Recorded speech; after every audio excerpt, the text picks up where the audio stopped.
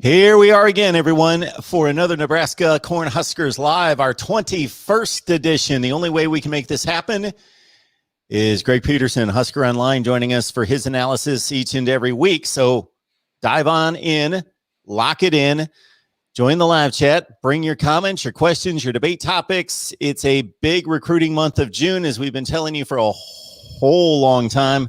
So we're going to continue to go down that path. And we've got a lot to talk about. Greg, how are we doing tonight? Doing great. It's really a good feeling to be really busy. I was at a camp this morning. I was Nebraska 7-on-7 on Sunday. It's awesome. Things are happening in the recruiting world. Nebraska's getting commits. We got another Friday Night Lights camp coming up this Friday, and then the Adidas Pipeline camp on Saturday. So, things are really rocking down here in Lincoln, Nebraska these days. Absolutely. So we'll start with what we know, and then we'll move on to what we don't know in regards to conjecture about prospects and where they're going to go and who's interested, and the big recruiting weekends past and future. So Richard Torres is a quarterback who got 8 offers. He's out of San Antonio and doesn't have a rating according to Rivals right now. We've certainly asked Greg, and he has certainly supplied. He's a 3-star. He's got a 3-star. He's got a 3-star rating. I don't see anything in regards to position ranking or anything, but Greg's explained all that to us in the past. That's your browser. I must, because I just looked him up about 30 seconds ago. I didn't have anything here. All right, so Richard Torres, your take on him. Well, you know what? I haven't seen him throw in person. I haven't seen him play in person, but I watched him when he was here on his official visit, just walking around, body language-wise and stuff. I put a video out yesterday with a minute and 53 seconds worth of him visit B-roll stuff.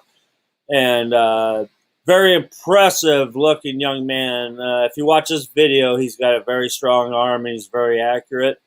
I think he's the tallest quarterback commit that Nebraska's ever had.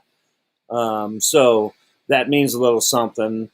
And you saw him walking around with Adrian Martinez and Coach Verduzco and hanging out with Coach Frost, and you kind of knew that he was going to commit, and it's no surprise that he did, and with the timing, because Nebraska's number 2 quarterback target, A.J. Bianco out of Honolulu, Hawaii, had a visit coming in. He was coming in this weekend, and I assume that's been canceled. I'm not sure on that, but this is the way this class is kind of shaping up, and it's not a Nebraska thing, but you know what? When you're taking only one guy at a position, and the way recruiting has been, that kids are pressured to maybe pull that trigger a little bit quicker than they would have, because Nebraska and other teams, they're not holding spots for guys anymore right now. You're in a chase right now to fill up your class. So Richard Torres, we talked a lot about MJ Morris was their number 1 target, and they moved on from him before he ever even made a decision. We talked about that plenty, and I think I told everybody last week that I wouldn't be surprised if Richard Torres commits, and sure enough, he did. So I don't know if he just decided to meet, hang out in the Denver airport when AJ Bianco was coming in on his transfer flight there, and say, "Hey, man, you're too late." But that's kind of the way it happened, and we move on from there. But I think, like I said, what we've talked about a lot, that Nebraska is moving more from those more of a dual threat guys to more of a bigger statue type NFL body guy that still has that athleticism. So I love this commit of Richard Torres. Can't wait to see him back here on campus. I actually, I will go see him play this year. So I was just kind of joking with our recruiting analyst and Brian Munson and our boss Sean Callahan. I say, hey, better tell Brian to figure out when the best date is to meet up in San Antonio and go see Richard play. So I love it. I like it. And they move on. That's the great thing is that they're done recording. They're done recruiting the quarterback position, and that's the way you have to do things this season. Yeah, so when Greg says the tallest quarterback commit ever at Nebraska, he's talking, according to Rivals here, at 6'5", 206, again in the 22 class. Greg, I refreshed the page a bunch of times. I'm still seeing all dashes next to the position and state ranks. So 5.5 Rivals rating and 8 offers. All right, give me a couple minutes and I'll call the IT department and see if they can get on that.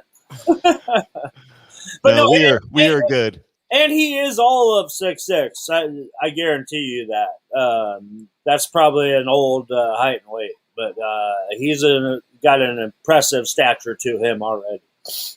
Well, if the weight's correct on here, then he certainly has a lot of frame to fill out. There's no question about that. Appreciate everybody being on the line. Thank you so much for everyone who commented, got in here. I saw a ton of comments as we first got in here. So a lot of you were already waiting. So 10 minutes late, blame me. I was having dinner with my daughter, so blame me. I got to get the link to Greg sooner and we'll get on here. We will do better. I will do better at getting the show rolling at 8 o'clock Eastern time, 7 o'clock Central, of course. The more important time zone for you Husker fans, most of you, there in Nebraska and throughout the Midwest. So it's every Tuesday night at 7 Central time. So lock it on in and be here as we take you through all this recruiting, get you prepped for August camp on into the season with Greg and other guests throughout the week. But Greg is certainly the staple and holds this thing down. So we owe it all to him. So let's start to go to the comments, because this one has to do with the Torres commit before we move on to everything else. Dewey, good to see you, GBR. But we've got Samuel commenting that about the Ty Johnson commit. Obviously, that's enormous. First 5-star Husker since Mr. Sue. Will Mr. Torres, meaning Richard, who we just discussed, help the Scarlet and Cream get more Texas talent in the future? How have you seen that play out in regards to getting one nice recruit and then building the pipeline? And I'm sure that's a scattered question. It all depends on so many factors. Well, it does. And, that Johnson commit, I kind of tried to leak that out last week on the show that that was going to happen. So no surprise there. And, a former 5-star, that's pretty sweet to get. And that's that one position that, on the defense that they were, trying to replace. And, now that competition there for the other corner spot gets a lot more interesting when we enter fall camp at this point. And, regarding with the Richard Torres, the Texas connection thing, you know what? Nebraska has always recruited Texas pretty strong. It never hurts to have a fellow Texan around to go hang out with. It's, and the same goes for kids coming out of any state. I think Nebraska's got kind of a good thing going with Georgia right now. And, Florida, we're always kind of seeing, they got a good connection there, but we see how that produces. But Texas is always one of those states where, that's the most recruited state in the country. And, like we've talked about in the past, the hardest problem is about getting Texas kids to come to Nebraska anymore is that they don't play in the Big 12 and they don't play Texas teams anymore. But that being said, they will always recruit the state of Texas. And a lot of times when they target a guy, they end up getting him. So, if that's kind of a long-winded way to answer his question on that. But, it always helps to get a guy from Texas and opens the door because, guys like to be around other guys from that they grew up around. So, Well, Texas is such a huge state. I'm not going to ask you what the distance is between Texas and Nebraska. It depends on where you are in Texas. But let's take Dallas, for example. I got to think that there are a ton of direct flights from Dallas to Lincoln for people to go see their kids play if they go play Nebraska. No? Not you can go from Dallas to Omaha pretty easy. Okay.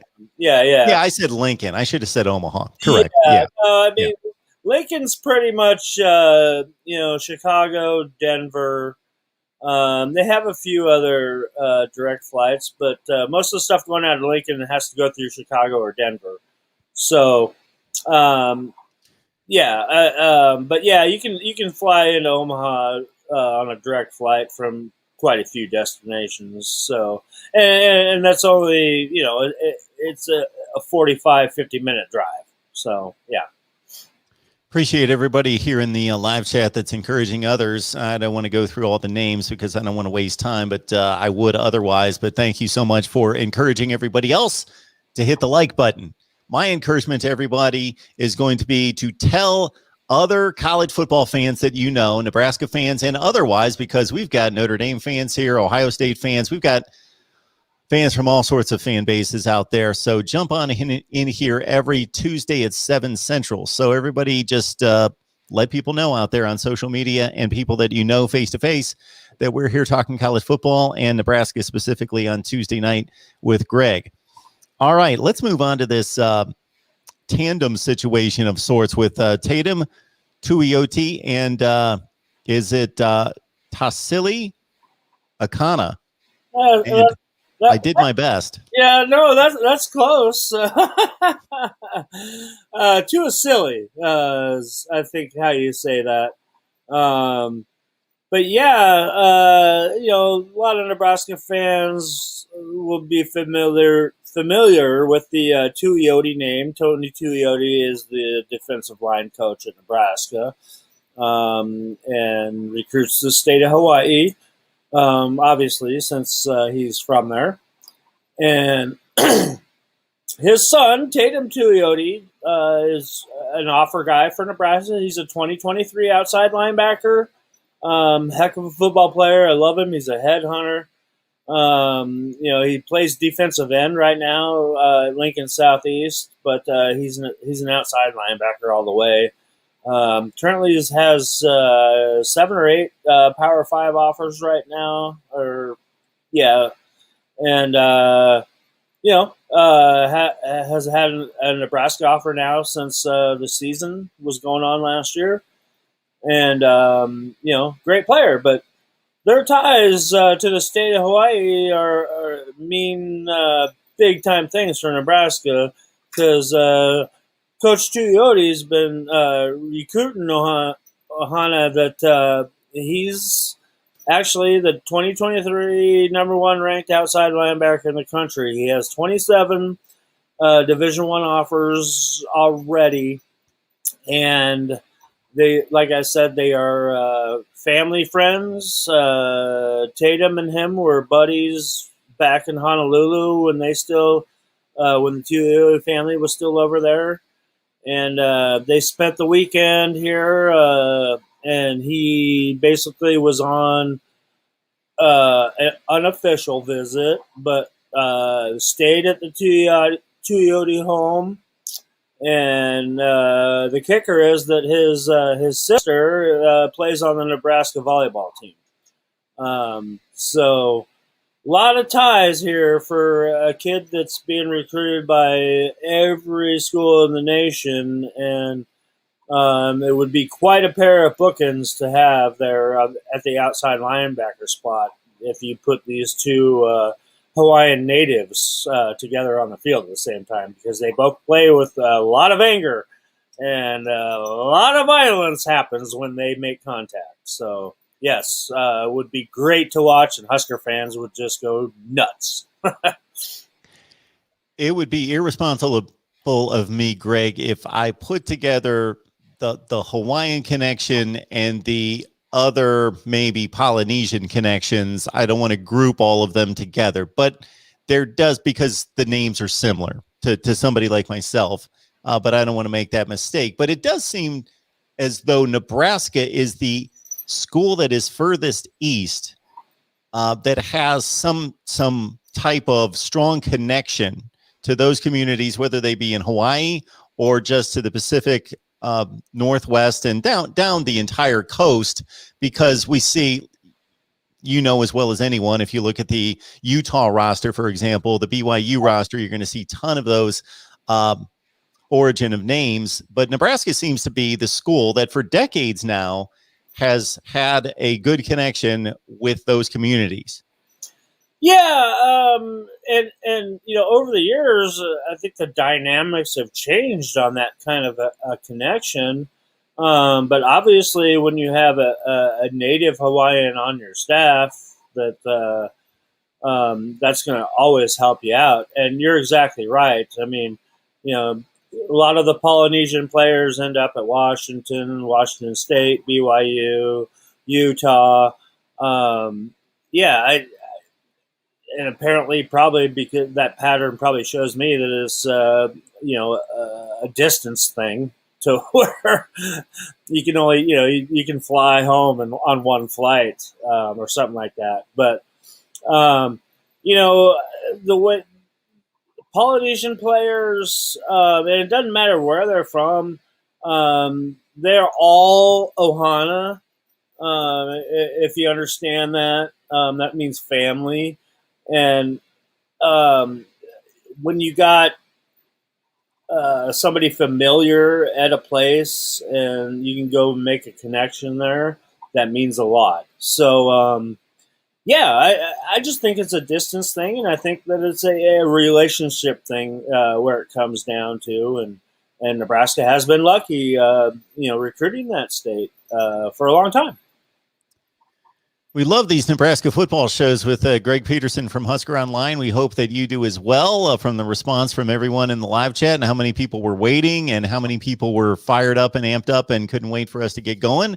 It seems like you all enjoy the content. So if you enjoy it, others will as well. So please let people know that we're here every Tuesday night at 7 Central, 8 Eastern.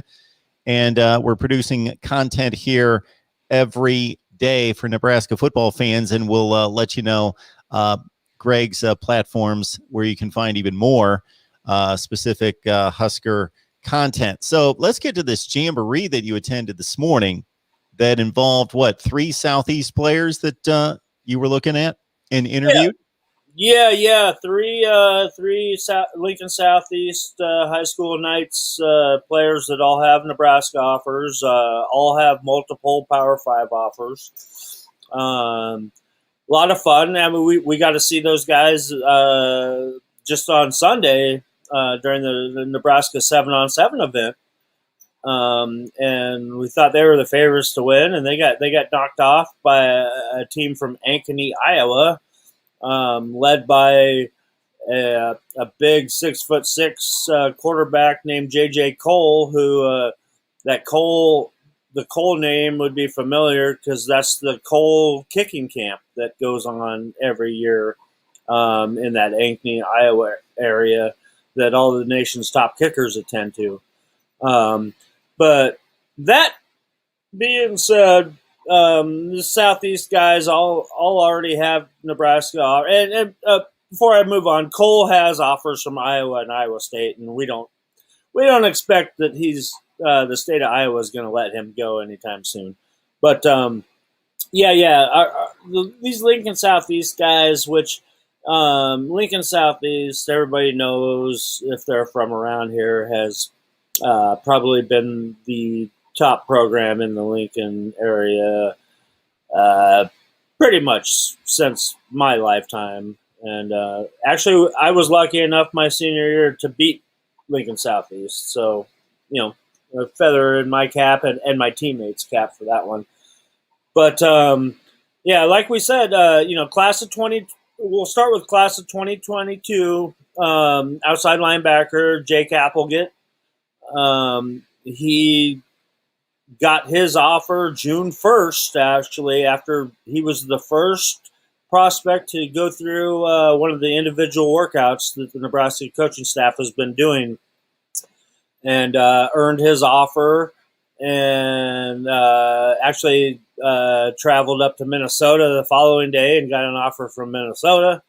So his recruitment has taken off, and this kid's a heck of a player. He's a star wide receiver on the offensive side of the ball for the Knights, and then he's a pretty darn good outside linebacker. So yeah, we got to catch up with Jake again. The first time since he'd gotten his offer, and apparently, all is good. I think during my interview, I got a little wink from him about talking about his visit there. So if I'm reading anything into that, I think he's going to commit pretty soon. But then you move on. The other two guys are class of 2023 guys, so they got 2 more years left of high school football. And Gunnar Gatula, head coach Ryan Gatula's son, he's an offensive tackle. He competed at the first Nebraska Friday Night Lights camp a couple weeks ago, and was impressive and earned an offer that night. So that kind of got his recruitment, started going and stuff like that. So, great for Gunnar. I would not even think that he's probably entertaining any other schools to go to, since his dad's a high school football coach right here in Lincoln. But that's just, neither here nor there. There's a lot of time before that happens. And then the other one's Tatum Tuiodi, who we just talked about, which has 7 offers right now, and by this time next year, it'll be up there in the high 20s or 30s range. So, all great kids, and it was the first time that we'd ever been able to talk to Gunnar and Tatum on camera, just because Coach Gatula doesn't really, he's got to think or know that his kids are ready to kind of get in the limelight before he will release them in front of us media hounds. So, but yeah, I mean, it was a lot of fun. It was great to be out there in the sun for a couple of hours this morning at Lincoln Pius, and it's just great. We had so much going on that it is finally keeping us busy. You get out of the house. What else can you ask for? And everybody can catch those interviews on Husker Online. Yep, there's a whole package on that together. Pretty much covered everything on that. So, yeah, check that out. A lot of good stuff on there. A lot of good information. DJ's got a question here concerning the offensive lineman out of Utah who was a top 10 player in the class of, I believe, 2021. Branson Yeager. Yeah, he's gone. Yeah. He's done already. Okay. So, yeah. Kind of weird, but I guess it's just one of those kind of deals where he got here and just didn't feel like he fit in or anything. But, yes, he is no longer a member of the Nebraska football team. And my boss, Sean Callahan, and I kind of joked the other day. It was a good thing that I didn't fly out to Utah to go cover his game last year. So, yeah, sorry. I can't really shine any more light on the situation, but it's just kind of bizarre. Yeah, so he's not officially in the transfer portal? No, he just left the team at this point. So, I don't know. We'll see. Mustrick, you guys can get together and give me a Nebraska helmet. I would love to have one. We need to add that. You are absolutely right about that. Hold on. Here. That one, huh? Is that a good one? Huh? It's not an official one, but that works, right? I've got to think that you've got everything Nebraska laying around there somewhere. Oh, yeah, you got to come over and visit, Mark. You'd be amazed by my man cave / sports bar down here in my office. Basically, well, not in my office, but attached to my office. Everybody's welcome. Come over and check it out. That would be phenomenal. We need to start taking this thing on the road. Yeah, I'll visit you. We can go on the road, all that other stuff. As soon as we get this thing built to a certain level, we'll get there. We will get there at some point. Derek, I think he's there's always a backlash on the star system. So we've gone over that a number of times. Won't address it right now. There's value to it, but obviously there are outliers that belie the system.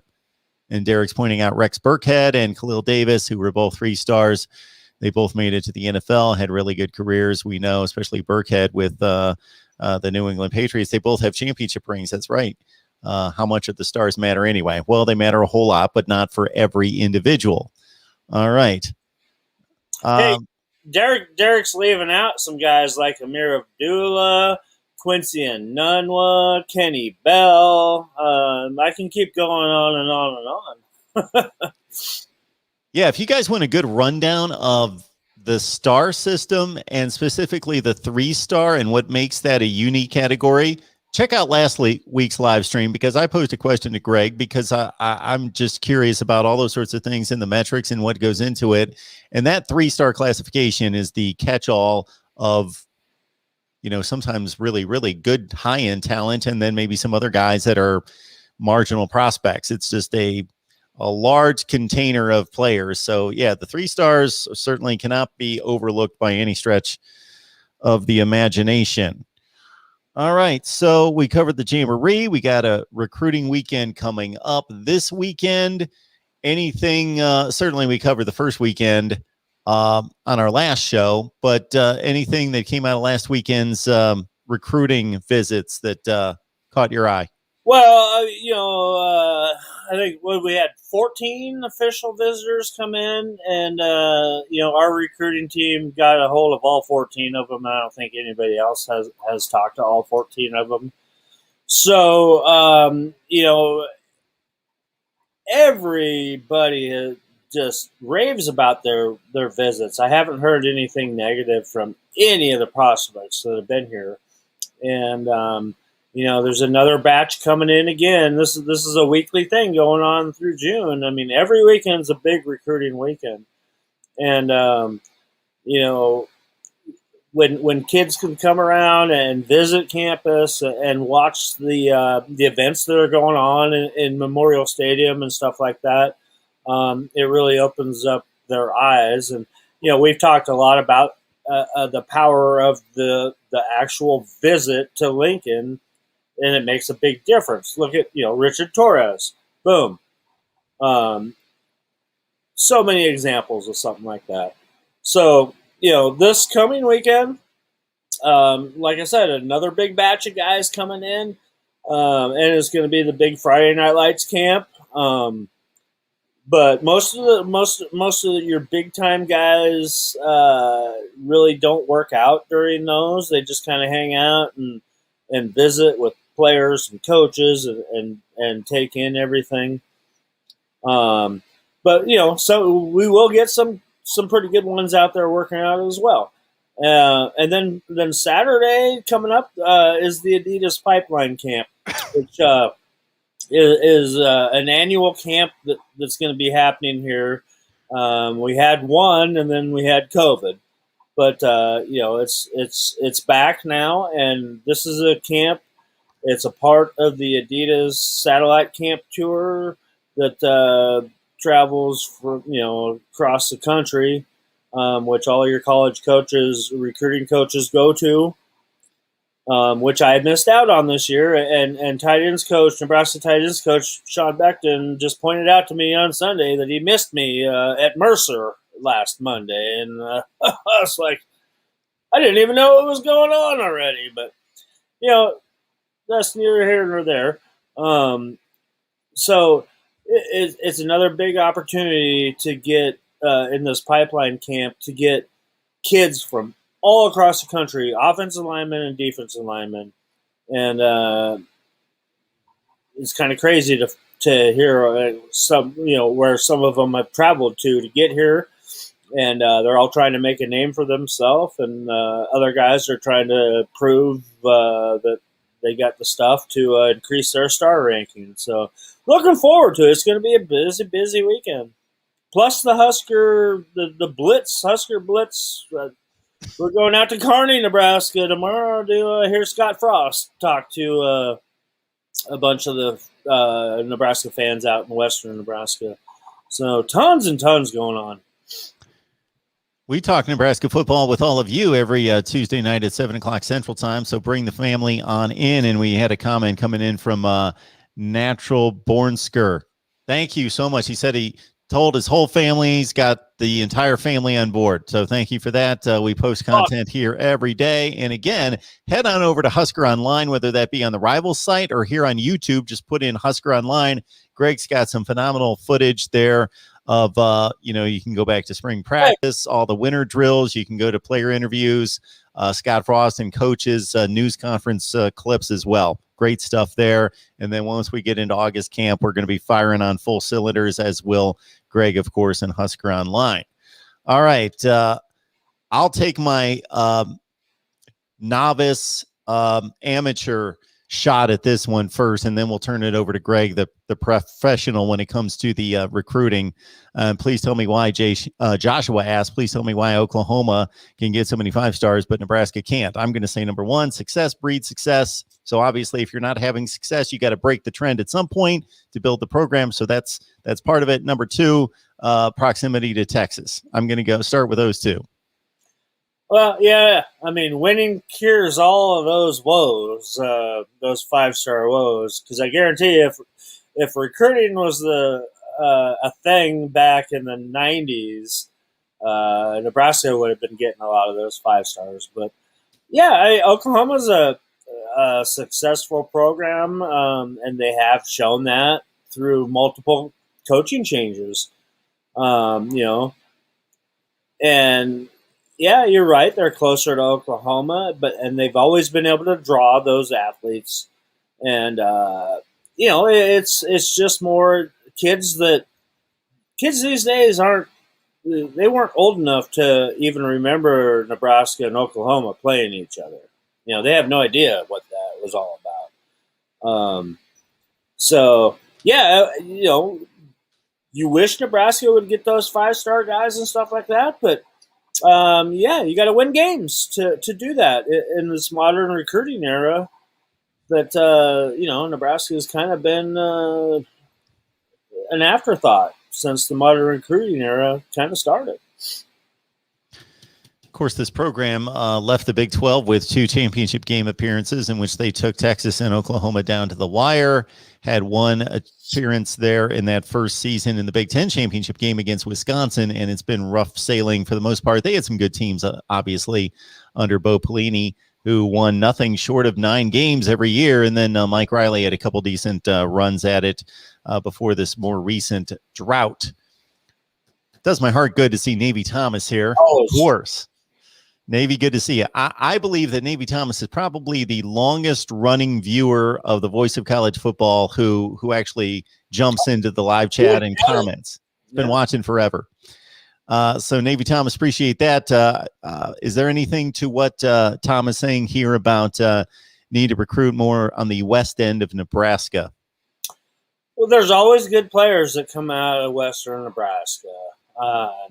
Case in point, you got Garrett Nelson right now. He's one of the best I've ever seen come out of the state, period. I don't care what part of the state.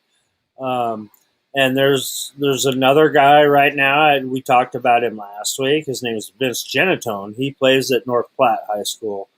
And he came in and did a private workout last week with the coaching staff. Has not received an offer yet, but I wouldn't doubt it if he does receive one fairly quickly. But you've got to take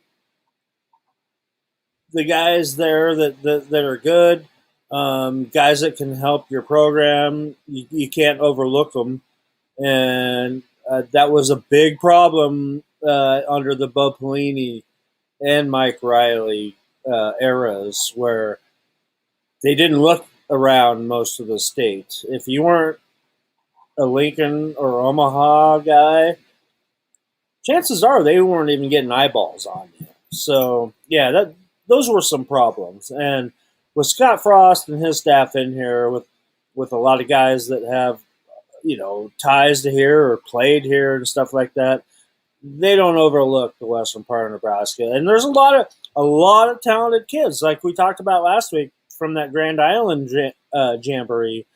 That there's 3 very, very impressive kids. I mean, 2 other ones besides Genotone that I'm super impressed with. That are guys that might end up in the 2023 recruiting class for the Huskers. I should know this, but where did Scott Frost play high school football? He played, what was it? Something Creek. But it was in the state of Nebraska. When I say where did he play? Did he play out of state or in state? No, he was in state. Okay. I just wanted to make sure. That's what I thought. Yeah. Oh God, I can't. So my point is, I'm an idiot for not knowing. Well, yeah, no. I didn't want to pin you down on that. I was just, I was more taking it from the standpoint of in state or out of state, because I got to think that he's going to have more appreciation for every nook and cranny across the state, as opposed to a guy coming in from Ohio like Bo Pelini, or coming in off the West Coast like Mike Riley, that's going to say, okay, we got 2 population bases. That's where the numbers are. And the strategy makes sense to a certain extent. We're not going to waste our time combing through tons of small towns just to find the one diamond in the rough. So that seems a little brutal and coarse, but you got to play a numbers game, and you got to figure out what's going to work best for you. So there are different ways to do it, and that's got to be the way they approached it. Well, and you probably aren't aware that his dad is a legendary high school coach from here. His dad, Larry, coached. I can't even tell you how many programs in the state over his years, and is one of the most winning coaches ever in the state of Nebraska. And unfortunately, Larry passed away last year. And Scott's mother was also a coach here in the state, and she, I think she was an Olympic athlete, I believe, and it was a big time athlete here at the University of Nebraska. And so, yeah, their ties have always been Nebraska. And so he knows the state in and out, because, like I said, I think it's Wood River, I think, is where his high school was. That he's lived in smaller towns in the state, and then obviously here in Lincoln. And the funny thing is that coming out of high school, he committed to Stanford and went out and played for Bill Walsh at Stanford. And after a couple of years at Stanford, he's like, I don't fit here. I want to go home. And the rest of the history after that. So, yeah, he knows the state of Nebraska in and out, and it's been ingrained in him ever since he's known what football was. Yeah, it's interesting that you note there, Greg, not on the Nebraska beat, but about Bill Walsh, that after that legendary career, first he was at the collegiate ranks, then he goes to San Francisco, obviously wins 3 Super Bowls, that he did get the itch back and go out to Stanford, not for long, but in the early 90s, and actually fielded some pretty good football teams with Stanford before he hung them up for good. So we got Mustrick on the line, who is asking, I think this is a tremendous question, because not every team's got a Wan'Dale Robinson. Now, he's not the only one in the nation, but there aren't too many like him. They are kind of a jack of all trades and a scat back the way that he is, can catch it, can run it in. Well, Greg, you did a nice job one show of just outlining, what he was able to do despite his size, of taking the hits inside and running between the tackles and being pretty effective considering his size there.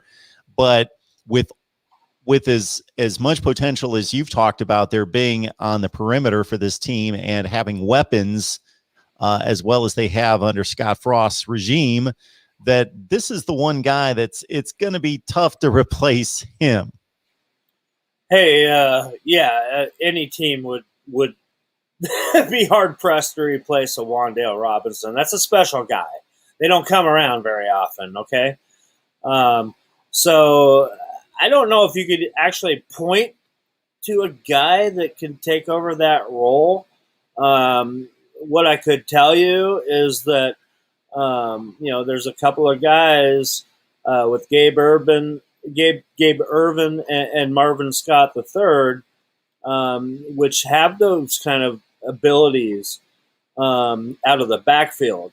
But I think you put those two guys in my equation there, and then you add Oliver Martin in there as a slot receiver, and I think that's the way that you kind of make up for the loss of Wan'Dale Robinson, and definitely got to come up with some different schemes since you don't have a guy like that you can feature in a lot of different roles. I would like somebody or a number of people could check in the live chat if the super chat's available. So it should be. It's a little $ if you're familiar with it, where you can contribute to the show. So just keep in mind that's one way you can help us build the channel. And this particular show is contribute through the super chat. Also, if you hit me up on PayPal, Cash App, or Venmo at MarkRogersTV, it's easy to find MarkRogersTV at Venmo, Cash App, or PayPal, and want to contribute directly to this show, just put Nebraska on there as well. Russell's got a question here, and this is something that has been talked about very little. Now, in your circles, probably a lot, but in general, people haven't been real concerned about the JUCO level and what this transfer portal has possibly done to the junior college ranks. And you're going to be great to speak to that, Greg. Yeah, you know what? That's something too. That's something I haven't even thought about either, about how that affects the JUCO ranks, and I've got to think that it makes things a heck of a lot tougher for a kid that's in JUCO to land a spot, especially this year. Maybe things open up later, but and you have to think too that the JUCO season just ended. They played a spring season, so things are kind of off with them. And Nebraska had hosted Iowa Western JUCO, I think it was defensive end, that first Friday Night Lights, and offered him, and he turned around and I think he committed to TCU right after that. But bottom line, if you're a good JUCO player and you can prove that your grades can get there, you're always going to have a spot. And I'm talking about, high-level guys, like, for Nebraska example, like a Dedrick Mills, okay, a guy that started off at Georgia Tech and then had to go to JUCO and then, comes back to a place like Nebraska. Those guys are always going to have a job, so to speak. But I think it's the tweeners, the guys that have struggled with school, with their classroom work, guys that have the ability to play, but just can't get over that hump and get admitted into a Power 5 school. So, and there's nothing, don't get me wrong, there's nothing wrong playing at the JUCO ranks. Great football there. It's some of the funnest football that I've ever seen in person. I could do a whole show on just talking about some of the funniest moments of covering a JUCO football game. But this whole transfer portal is, like we've said before, there's way more players with their names in the transfer portal than there are spots available. So, before a guy just signs out and says, I'm out of here, I'm going to go somewhere else, you know what? Your options might be way more limited than you thought in the first place. So, we're going to have to see how this thing plays out for, a few years to get a real gauge on the real effects on everything. Greg Peterson, Husker Online. Please join him and the rest of the crew over there on Rivals, Husker Online with Greg. And right here on YouTube, we've talked it up several times, and it's well worth the watch. So head on over to Husker Online right here on YouTube for plenty of practice footage going back to winter workouts, spring drills, all through the course of the spring and the summer, player interviews and so forth. All right. So Alan kind of hit on with his last question, actually, what you were talking about there at the end in regards to there being, limited number of spots. Apparently 2 scholarships open at Nebraska. Do you have any idea where those are going to go? Actually, there's officially one open right now. And right now it's kind of hard to say because, we talked about that cornerback spot was a position that they were trying to fill. So, it's hard to say right now where they might spend that last coveted spot at this moment, but I can guarantee you this, it's going to be well thought out and somebody that can come in here and contribute right away, if that helps you any. So our 21st edition of Nebraska Live with Greg Peterson from Husker Online. We brought a few other contributors on here, but Greg makes it all happen. He's here every week. We hope he's here every week. We don't have any good backups for him, so he makes this whole thing go. So we appreciate all of you being here. We appreciate those of you who encourage everybody else to hit the like button, to get the links out on social media. Just go tell people that we're here. Because understand that while this is fun for all of you and it's fun for us, this is what we love to do is talk college football, is that we also have a platform here. Greg's got his job, his obligations. I've laid it all on the line, to be honest with you, quit ESPN and started doing all of these YouTube channels and everything. So we got to make this go. So just bring people on here to talk college football with us and have a good time and consider contributing as well. So we got Mason Peterson here, and are there any walk-ons that you expect to be major contributors to any level? Always. There's always walk-ons that end up earning a scholarship, that end up being players right now, and there's a couple of guys. I don't want to sound like a broken record here, but there's a couple of Southeast players that might, a couple of walk-ons from Lincoln Southeast that could make a difference. Tavion Thompson, the wide receiver, is one of them. Maddox Dixon's another one. He's a defensive tackle. But trying to think of some of these other the other walk-ons that were in this class. What was the kicker? Oh my goodness, Mason. What's his last name? We talked about him, Mason Klein, I think. He might end up being the starting kicker right off at the start of fall camp. So that's what comes to mind right now.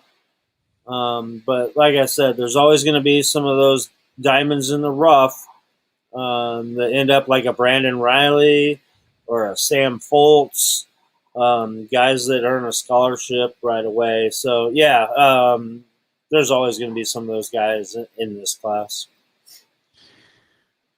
Got Dion Johnson asking whether this Nebraska Big Red Blitz will ever be scheduled in Omaha. You know what? That's a good question. I don't think so because they don't do anything in Lincoln. They don't do anything in Omaha.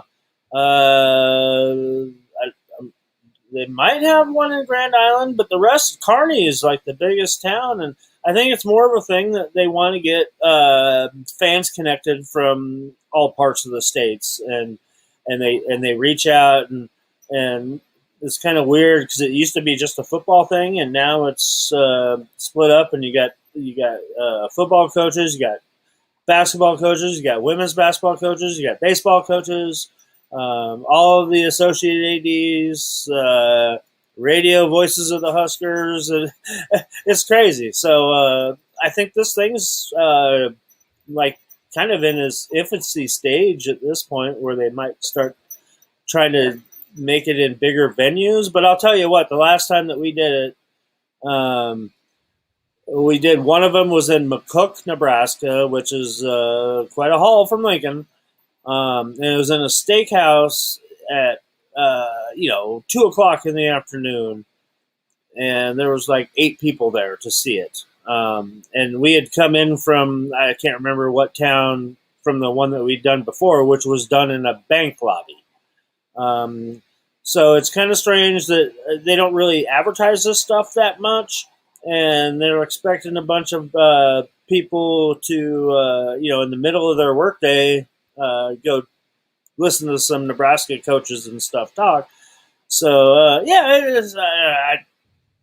The whole thing kind of confuses me to how it's all set up, but at least I think this year they have it in bigger venues. Like I think the one we're going to in Kearney tomorrow is in an auditorium for Coach Frost. So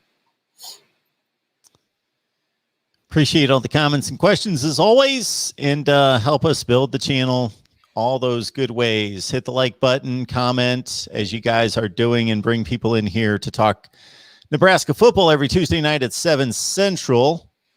And we've got David asking, basically, what's Nebraska going to need to do to bring dominance back to the football program? Do we need to get a big-time football coach like Saban equivalent? I don't know if he's got an equivalent.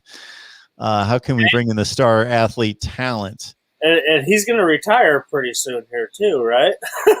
Or at least you think he is. Well, he signed an extension a couple of weeks ago. 3-year extension. That's right.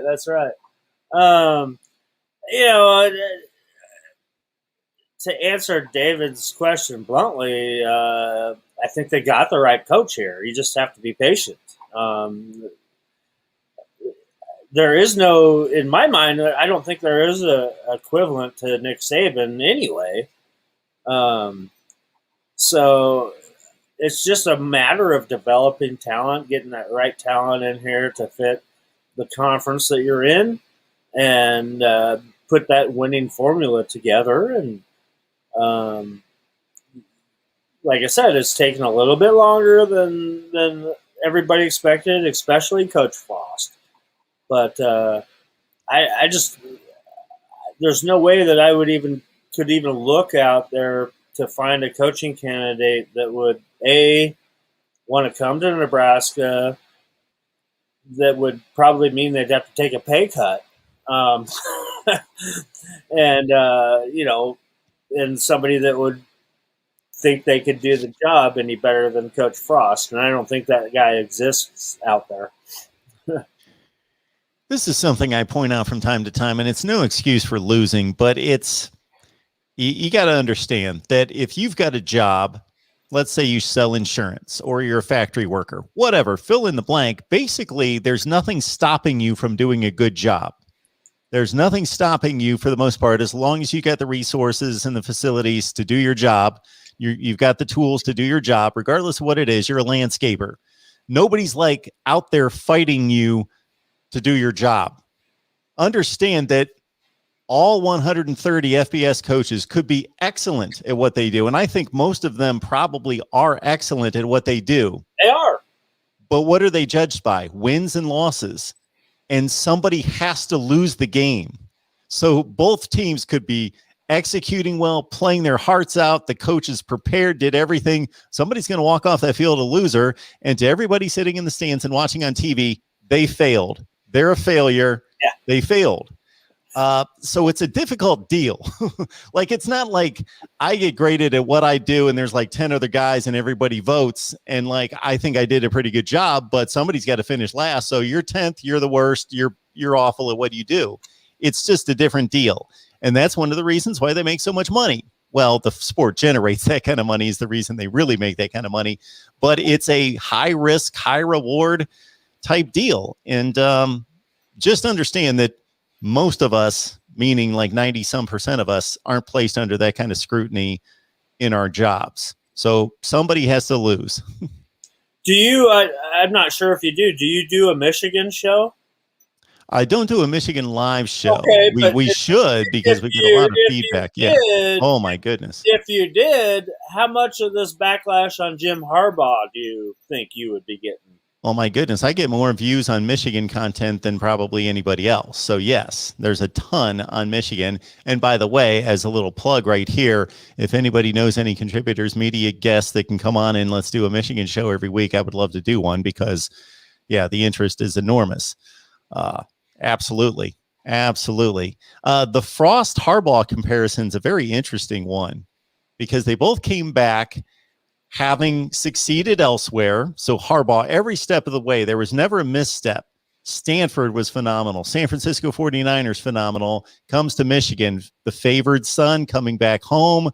Of course, he's going to do an amazing job. And he actually has done a better job than most people give him credit for. It's just he's running Ohio State. He's run into a brick wall in Columbus, basically. His teams were going 9-3, 10-2 before last season. So it's not like people sometimes talk like it's a disaster there. They're bringing in top 10 recruiting classes, and they finished basically in the top 15 in the nation since he's been there. So it hasn't been a disaster. He just can't beat Ohio State and win championships. So the Frost storyline's very similar. The favorite son wins a national championship, goes off to success at Oregon and UCF, obviously, comes back. He's going to revive the program, bring it back. And they're both floundering to a certain extent in different ways. So it's kind of interesting to watch. Yep. Both at, historic programs, obviously. And arguably, Harbaugh's on the hotter seat than Frost is. Yeah, I think he is. Yeah.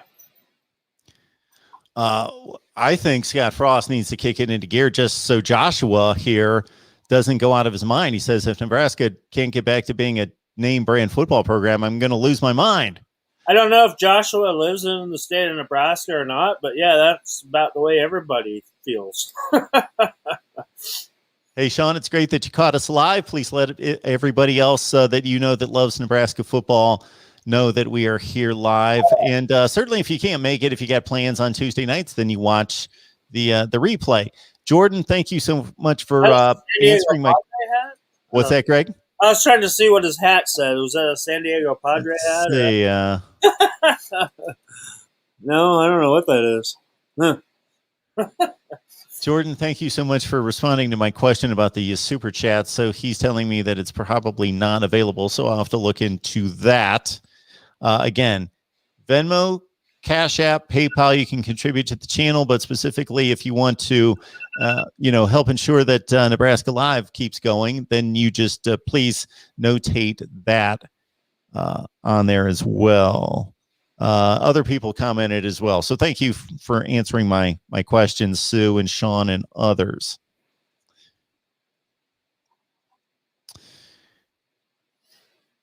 Segathon is not impressed with the Nebraska class ranking. I don't even know what the class ranking is or what it matters right now. It's June. Yeah, they got four commits. Yeah, it's probably not very good. Yeah, we gotta wait. Just so you know, I'm not sure if you're aware that recruiting basically just opened up here June 1st. So, yeah, give it a little bit of time. That class will start building up, and that ranking will start, getting up there close, because whoever's ranked number one, I don't even, whatever team is, it's the team that has the most recruits right now. So recruiting rankings don't mean squat until it's all said and done. I've repeated this stat, I don't know how many times, but I keep repeating it because it's one of the more meaningful ones going right now in college football, is that compared to the normal season, only 10% of the players that are typically committed by June 1st were committed this year. 10% because of the obvious. They couldn't get on campus and couldn't see the campus and commit. So we've got most of the recruiting in front of us. It's not behind us, it's in front of us. And how many times do we have to say that when you get a kid here on campus in Lincoln, Nebraska, that's never been here before, they always leave blown away. So the power of the official visit is mighty. It means all for a school like Nebraska in their recruiting. A lot of people commenting, as you would expect, on Tyreek Johnson. Greg addressed that earlier in the show. So keep in mind, of course, we always have the most people on here at the end of the show than we do the entire hour. So keep in mind that we hit most of those topics that you want to see. So just wait for the video to post, jump up back in and catch what you missed. And Sue especially would like a Michigan show as an Ohio State fan. All right. Probably just to cause trouble there. I would. Oh yeah. She definitely means that. Sue's here all the time. She joins all the shows, so I know exactly where she's going with that. That's most of the fun we have. We've got a Florida State show, we got a Miami show, and there seems to be just as many Miami fans on the Florida State show and vice versa, just so they can heckle and badger and hound each other. I did see that question there about the transfer portal with Luke McCaffrey. Yep. Which is, it's puzzling with a guy like Luke that, he's tried out a couple of different schools now and it didn't work. At some point, I think that the transfer portal starts to hurt somebody like that. Because how can you trust, just how serious he is about joining your program? And I know it's the McCaffrey family. It's like the Royals in England, and what they say kind of goes. Now, is Luke? Is he grasping at straws, thinking that he's a quarterback, or does he start to do something like his brother? And because he is a dynamic playmaker, and maybe at some point he might have to give up the thought of playing quarterback if it's not working out the way things are. So yeah, I mean, like I said, we really don't know the effects of the transfer portal on any of this right now until we got a few years to kind of gather information and everything. But do I think that he made a mistake leaving Nebraska? Yes, because I think that he could have been a star here as a playmaker, as that kind of slot type Wan'Dale Robinson position, if he would have been willing to give up his dreams of being a quarterback. Wow. So you think, not to compare him or say that he would be as good or better. I'm not saying he's not a good quarterback, but I think the grass is greener and there's more opportunities at a different position. You think that he's got the kind of wheels to be that kind of an impact player at the Power 5 level? Well, look at the bloodline he comes from. I mean, Christian, I think he can do a lot of the things that Christian can do. Sure. I've seen him do it. Yeah.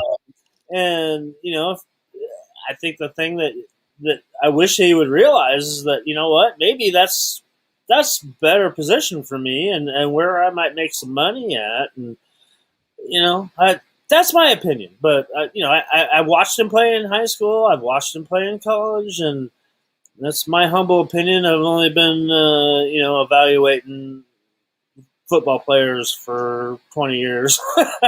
So. Well, there's no question that there's a long, long history of athletes who have been told, either transitioning from high school to college or college to the pros, that we know you're a quarterback now, but you're not going to be a quarterback. And there's been tons that it's been proven right. They're not quarterbacks, and they should have made the transition, should have made the switch, and some of them did, and it paid off. They turned into star players at other positions. And there's been a few guys that have said, you know what? Nope, I'm going to be a quarterback. And they've been able to overcome the odds and prove everybody else wrong. So, two prominent names come to mind there, Eric Crouch and Scott Frost. Exactly. Yes, a national champion and a Heisman Trophy winner. Very good, very good. Greg Peterson on the line. And again, one more time, everybody, if you just invite as many people as you can get in here, because if people love college football, they're probably going to love the live stream, even if they're not Nebraska fans, but especially Nebraska fans. and rivals of Nebraska, Wisconsin, Iowa fans, bring them on in here. We're here every Tuesday night at 7 Central, 8 Eastern. And one last thing, if you got a minute, Greg. Always. The playoff. What's your response to the playoff proposal? We don't know all the specific details, but we know the framework, the important stuff. 12 teams, 6 highest-ranked conference champions, 6 at-large, 4 highest-ranked conference champions get the bye. Yeah, I mean, that's been the big topic going on here since they kind of announced that last week. I have mixed feelings about it personally, but there's not much we can do about it because it's going to happen. Bottom line, they've already decided that it's going to happen. And I just think it makes the rich richer as things are. That just means that there's going to be like 4 SEC teams that are in that 12-team tournament, basically. And it gives your group of 5 teams, it makes them happy because they get a seat at the table as well. But I think when it all comes down to it, you're going to still see the same 4 or 5 teams competing for the thing that we've been seeing for the last, 7 out of the last 8 years, something like that. We've talked about how much those top tier teams that recruit in that top, 5 to 8 year in and year out dominate college football basically. And then after that, there's a huge drop off. I don't care if you got the 10th ranked recruiting class or the 40th ranked recruiting class. It's not that much different. Okay. There's 6 or 7 guys that run this, and until some of that recruiting can even out, I don't know if it, Nick Saban has to retire, but even if he does, I don't see Alabama dropping off whoever they bring in as a coach. Clemson with Dabo Swinney, he's not going anywhere. Ohio State, they've proven that they don't need Urban Meyer. Oklahoma, year in and year out, is always that other team that's in there too. And then Georgia. Right now, who's going to beat any of these guys with the amount of athletes that they have, the top athletes year in and year out that they collect? So I just think it prolongs the season. It gives everybody hope and thinking they have a shot at it. But in reality, I don't think it's going to change the outcome of what we've been seeing. I mean, it's not like the NCAA basketball tournament where you never see the same 4 teams competing in the Final Four every year, do you? You just don't. So, yeah, there's cool things about it, and then there's other problems about it. So we could go on for hours on this, yeah. Yeah, I definitely agree that we're not going to see any change in the power structure anytime soon, meaning the next 3 or 4 years, because you could add 64 teams and Alabama and Ohio State and Clemson are going to go out there and just win more playoff games to get there.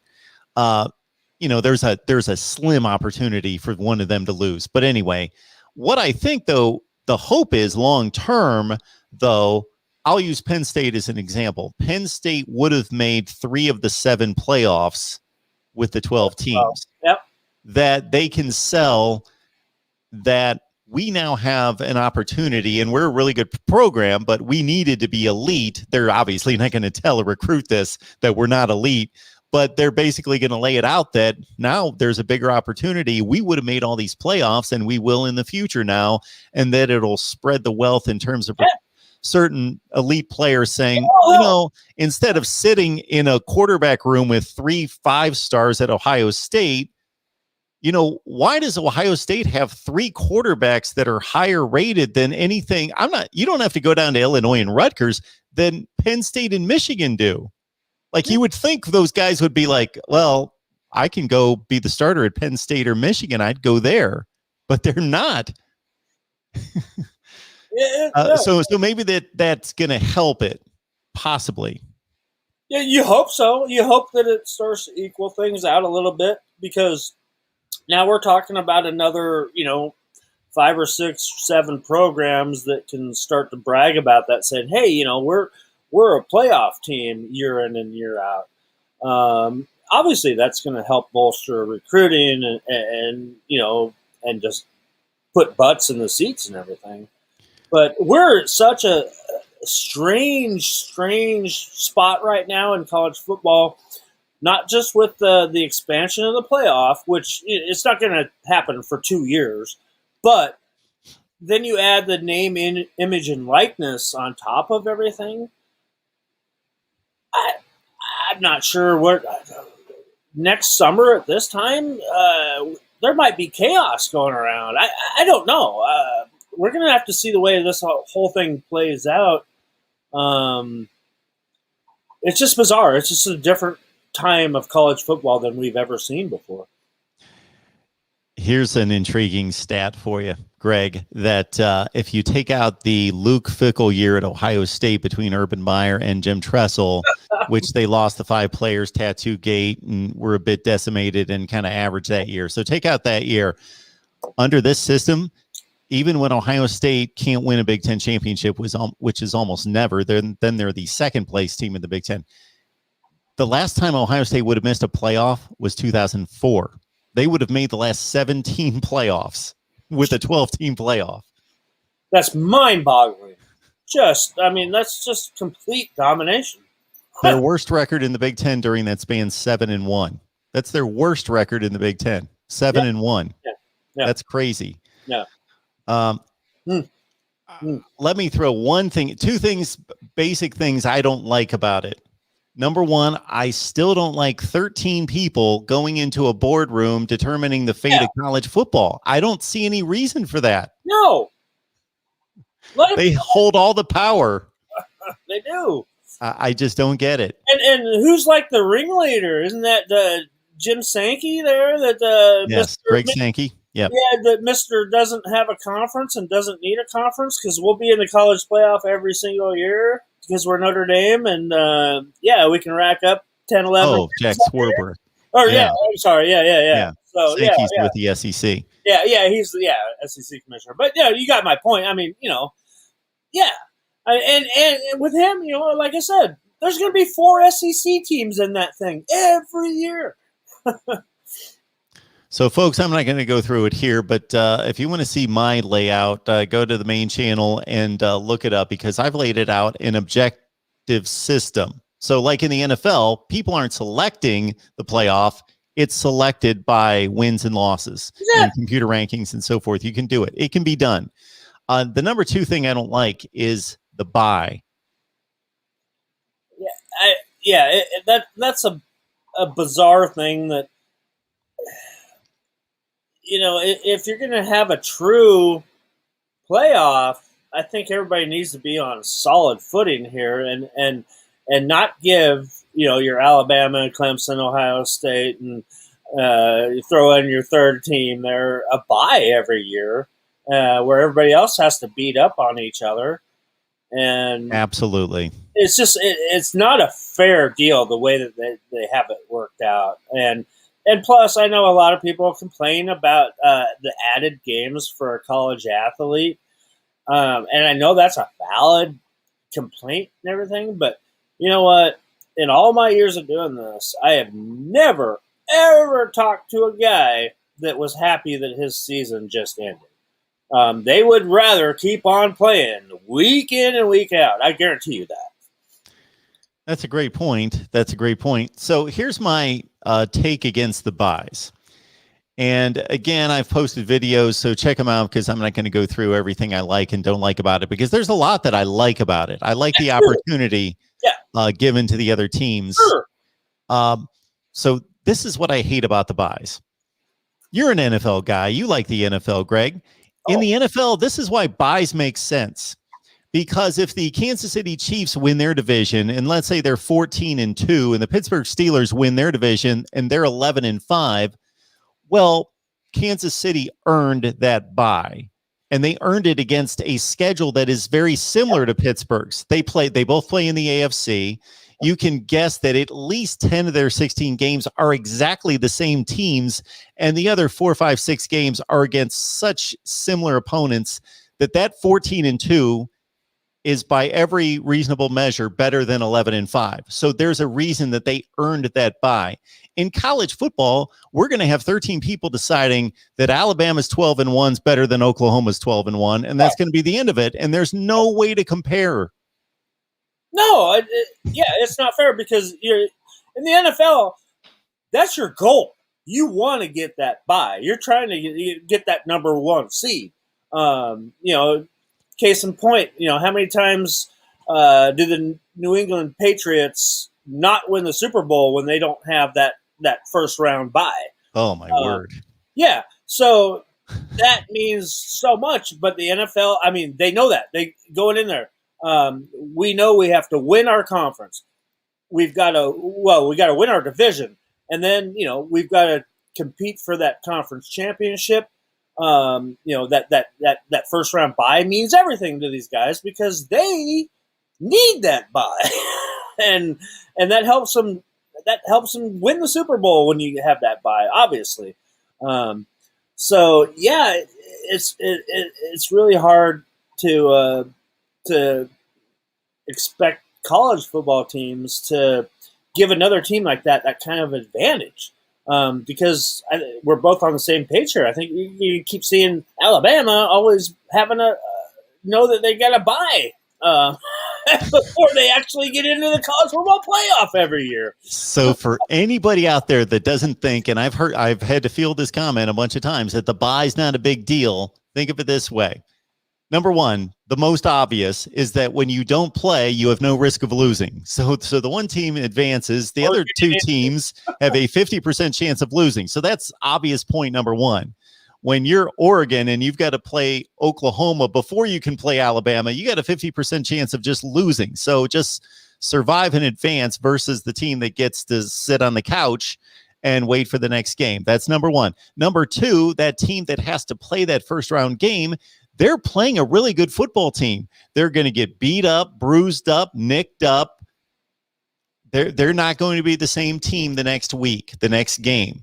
Number three, besides the bumps and bruises, there's I don't want to call it a probability, high possibility that they lose a player that can't play in the next game, or maybe two. Targeting. Pardon me? Yeah, or targeting. Good point. Yeah. They have a player get suspended, and that other team that got the bye, we see this targeting get called constantly where players have to miss the next game's first half. And then point number four that I don't think a lot of people hit on, Greg, is that, okay, let's pick on Alabama again. They've got the bye. Let's say it's Selection Sunday after the championship games when all the selections are made. Alabama finds out that they're playing the winner of Nebraska and Texas. Okay, Nebraska and Texas play in 2 weeks. Nebraska and Texas, they can't worry about Alabama. It's going to be tough enough to beat the other team. They've got to be laser focused on Texas and Nebraska. All their game preparation, all their scouting, all their film work has to be laser focused on beating Texas or Nebraska. Alabama can scout those two teams for 3 weeks. That's what they're doing. And then they just throw one of the game films out the door, and they actually get to see them play each other. So they get another good game tape to go by. So the whole point of this whole thing is to get some different blood playing for the championship every year, and I just don't see it. It's not happening. But you know what? One thing that I do like that would be kind of cool to see is see LSU come and play at Camp Randall in Wisconsin in December. Oh yeah. How does that dynamic kind of change all the seeding for this 12-team tournament and stuff? So, I don't know. That will be phenomenal. Yeah.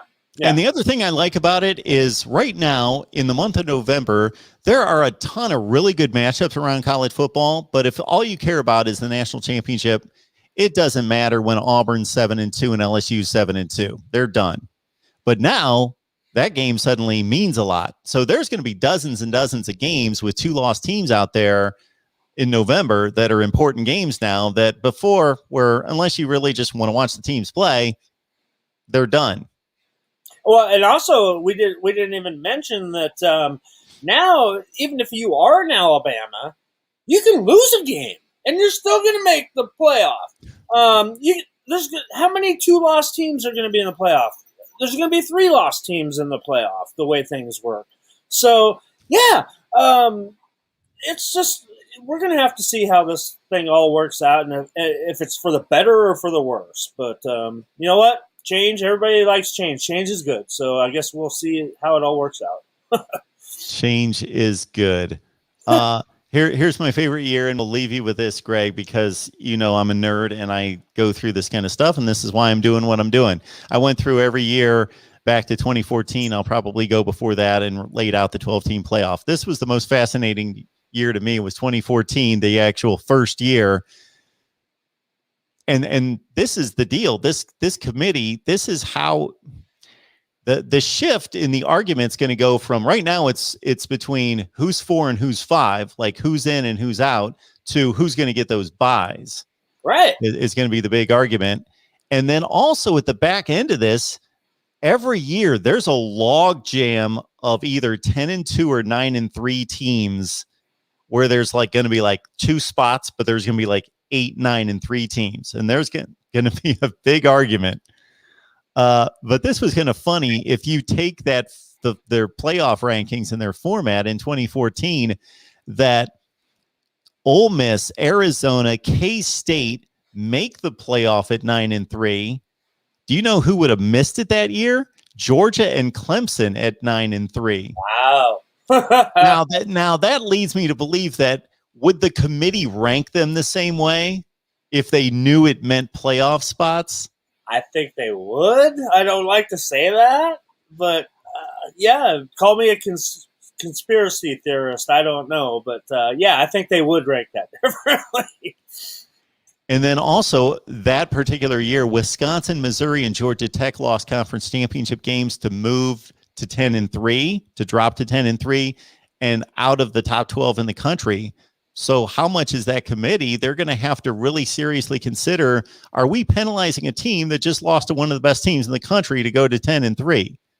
And plus you're rewarding, say, like a Cincinnati, like from last year, that you're basically guaranteeing them a spot in this, and maybe they're not even close to a top 15 team in actuality. So yeah, there's so many different dynamics that this opens up, and there's going to be so much debate over this for the rest of the time, I think. Well, that's good news for us. Yeah, really, and our livelihood as well. It keeps us busy, that's for sure. All right, everyone, we appreciate Greg being here as always. And we hope you appreciate his insight, knowledge, and his time that he delivers each and every week. So get your friends in here to talk Nebraska football every Tuesday night at 7 Central, 8 Eastern. Greg, have a great week, and we hope to catch up with you next Tuesday. Absolutely. We'll have plenty to talk about again.